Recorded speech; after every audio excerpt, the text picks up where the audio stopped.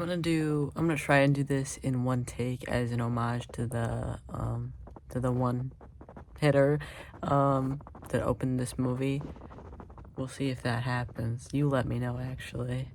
Um, Basically, this movie was really crazy and really cool, and I honestly thought it was gonna get like scarier than it did, but I really enjoyed where it went. I really enjoyed actually that it didn't get scary. Um, I mean, it did, but like it wasn't a horror movie to me. To me, this was like a psychological thriller, if anything. Slash kind of honestly just its own thing. I mean, the use of movement, this movie is movement. This movie is about movement, and it's for movement, and it's beautiful. It's truly, truly beautiful. And God, it really, really captures what it's trying to capture, in my opinion. God, hold on, I gotta sit up. Excuse the voice. I'm not feeling too good. It really achieves what it's trying to achieve, and what it's trying to achieve is a bad LSD trip. I think that's pretty spot on, and just the way it again, it just all comes down to the way they move. The way they move is so it's so it's so spot on. I feel like movies, when they portray drugs, they use a lot of visual effects, sounds, etc. Great, but the movement needs to be there. Needs to be there for sure. And this movie definitely had it. And gosh, I read a little bit about it afterwards, aka I read the Wikipedia article. And this movie was mostly improvised. A lot of the actors actually did not have any acting experience prior to this and were just dancers. Not just dancers, and were dancers by trade. And so the movie was just kind of improvised. Like, they didn't have any lines, just a general kind of story structure, a general like beginning and end. But they just kind of took it where they took it, and I think that's beautiful. And I think the use of the space is beautiful and crazy and creepy. I love that school. I love the the production design and the look of this movie obviously is beautiful as well. But the use of the space, the long hallways, and but then also that big open room, and then all the hidden small bedrooms, the really small bedrooms, that you kind of have to go through a maze to get to, and then that electrical closet, man, that electrical closet.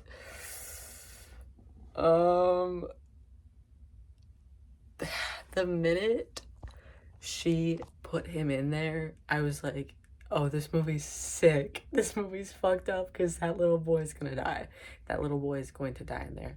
I assumed it would be the box, because she said don't touch that. But I also was like, I don't know, like what if that's an expectation subversion? And it wasn't, but that's okay, because it didn't need to be. But yeah, that was just crazy. That was just crazy. God, and of course the one take, the one shot, the one hitter at the beginning, the opening dance sequence. Like, are you joking? Are you joking? And again, I read the Wikipedia article, so I know, because I'm a genius. That okay, so they shot 16 takes of it.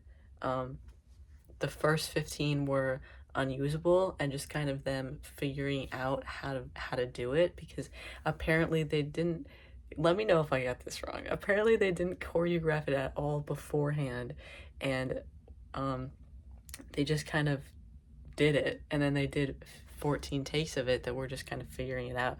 And the dancers were all used to like solo genres of dancing. God, the exact names are escaping me right now.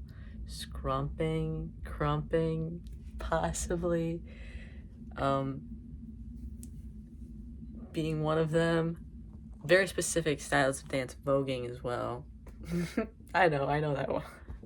But just very specific styles of dance that are not done as a group generally. So they kind of just figured that out and planned it out. And oh my god, is it fucking beautiful! Oh my god, is it fucking beautiful! It is like, oh my god, I was entranced. I was entranced by it. It felt like it went on 1,000 years and I wanted it to go on 1,000 more. Like, it was beautiful. Truly, truly beautiful. And then I was like, the rest of the dances as well. Like, I mean, obviously that first one is the big one and it really takes you in. And of course, afterwards, like, they're all tripping. They don't dance as much. They do dance, but there's not another dance sequence after we get into the second half of the movie. But the dance sequences that are in the first half, beautiful, very beautiful. Yeah. Gosh, what else is there to say? I mean, I honestly don't really have many problems with this movie, if any. I thought it was absolutely beautiful, breathtaking, painstaking to watch, which is what it wanted to be and which is what it got. I haven't been looking at you at all, I realize. I've just been I'm not gonna like that when I watch this pack, but whatever. God, I thought it was gonna be, I thought that Goth Daddy was the one who spiked the sangria, but of course it's freaking Psyche Gay. Of course it's freaking Psych, the person who was talking about LSD eye drops. Also, yeah, this movie was almost structured like a book, and I really loved that. Where it was like, I guess it wasn't exactly structured like a book, but kind of. They had the opening shot, the very opening shot of Lou going through the snow, and then it had all the audition tapes and everything, and then it had the big one hitter, and then the movie, and then the movie was broken up a little bit by like text that was kind of almost like titles, chapter titles, and themes, motifs, topics, and such. And then the ending, which was a montage and an epilogue, and that ending connects back to the beginning epilogue. But yeah, I don't know, I just really liked it. I really liked the structured aspect of it. I thought that was quite fun, quite nicely done. What was I gonna say that I don't like about it? Well, I do remember one thing I did not like the way some of the men were talking and the way some of the male characters were portrayed. Like, there wasn't really a man that I liked too much. And there were basically almost all of the women I liked. And like, I understand that there are supposed to, like, obviously there should be characters that are disliked. But even if you dislike them, you should like them a little bit. But a lot of the male characters I really just did not have any kind of sympathy or empathy for. David, I did have some.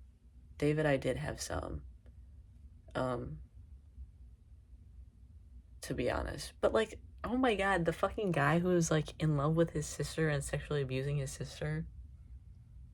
I don't like, of course, absolutely no redeeming qualities. And then, like, the men who were talking about and joking about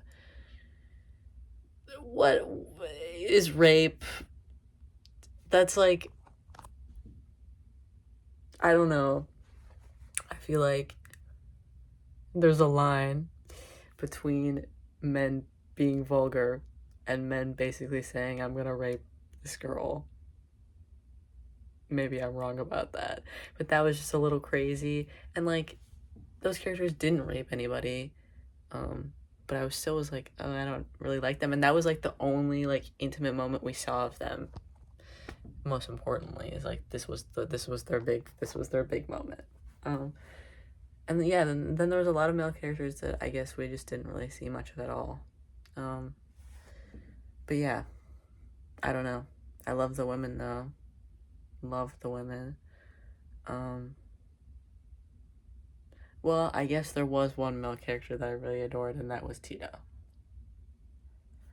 Rest in peace. Anyways, I don't know. That was the movie. I think that's all I have to say on it. I would watch it. I recommend it 100%. It's on HBO Max.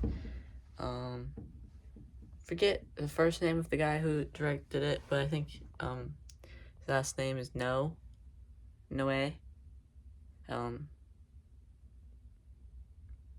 Yeah, that's it. Bye.